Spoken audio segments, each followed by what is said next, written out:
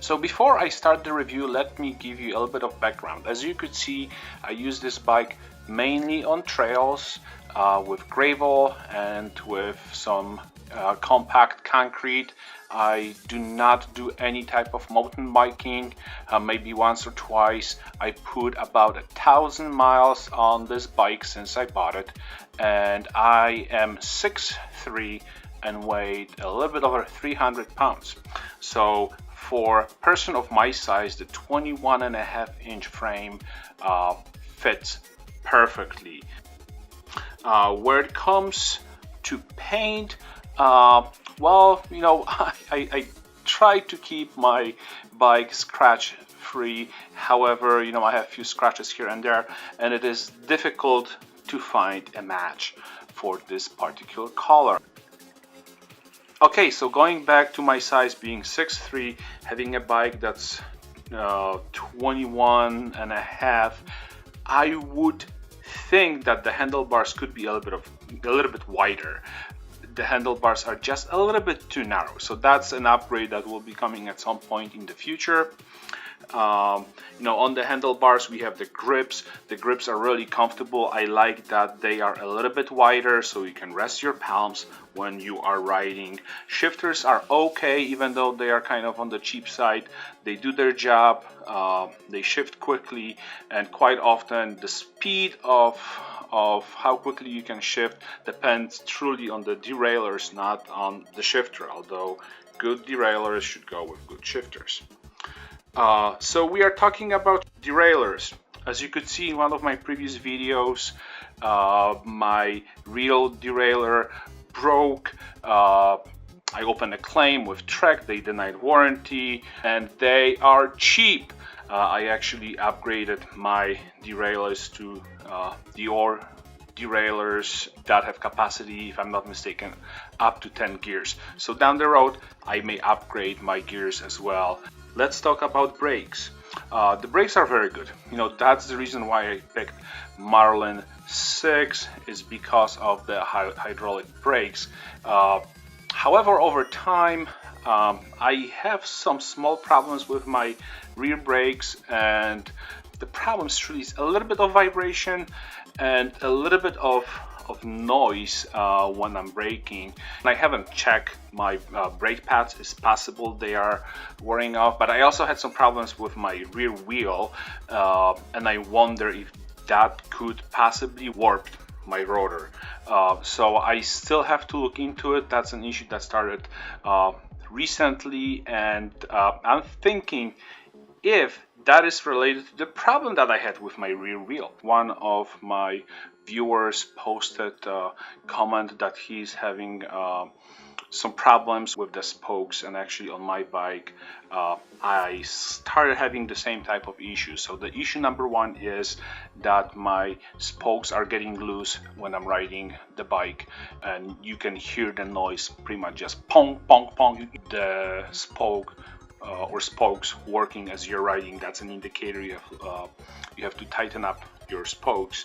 Probably putting some thread lock on the spokes would help. One spoke broke, that caused my rim to bend slightly, and I wonder if that affected the rotor on my brakes. Talking about wheels, this is something I plan on upgrading, especially the rear one, put a little bit stronger wheel. The wheel that's on the bike right now, it's a double walled wheel, so it's a decent quality, but you know, I think with the combination of my weight, possibly upgrading it would make sense. The seat, there was a lot of conversation about the seat. Yes, it is not the most comfortable one, but it's not the worst one as well. I don't mind it, although, on some long stretches, I can really tell that, this is not comfortable seat. Another controversial subject on the first video was the front shocks on the Volks. Actually, for me, they do work very well. With the riding I do, I don't need any upgrades, so they're good. So let's talk about any upgrades, any add-ons I have done to the bike. So of course, as I mentioned before, I upgraded the derailleurs. I did the installation myself. I had to replace the derailleur line as well. Fortunately, my camera died when I was doing this upgrade, so the material is gone. Below you can find the link to the derailleur that I purchased. I also upgraded my pedals. I have the Shimano dual platform SPD pedals, which allow me to ride with SPD shoes or with just regular tennis shoes. Again, in the description below you will find a link to those pedals on Amazon. Also, I added a speedometer.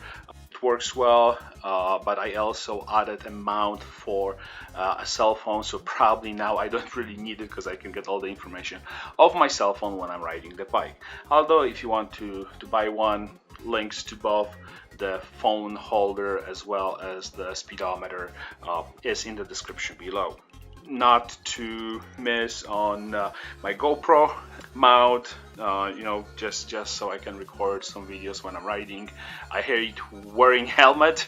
Not that you should not. I just grew up, riding bikes without helmets, so I don't believe in helmets unless I'm doing mountain biking. Then of course I would wear one.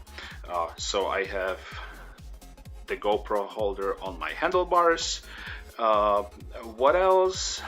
My spoke tool, every time I go riding, I'm checking the spokes, how tight they are, and actually tightening them up a little bit when they are loose. And I also carry it with me myself, and I carry it in that nice bag underneath my seat.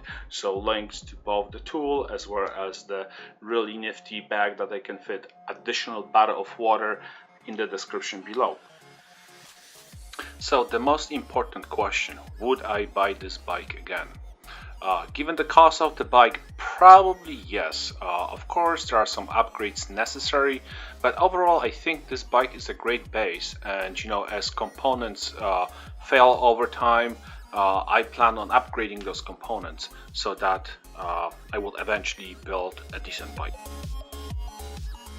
Well, thank you guys for watching. I hope you enjoyed the video, and stay tuned as I'm creating more content for you. Thank you for watching.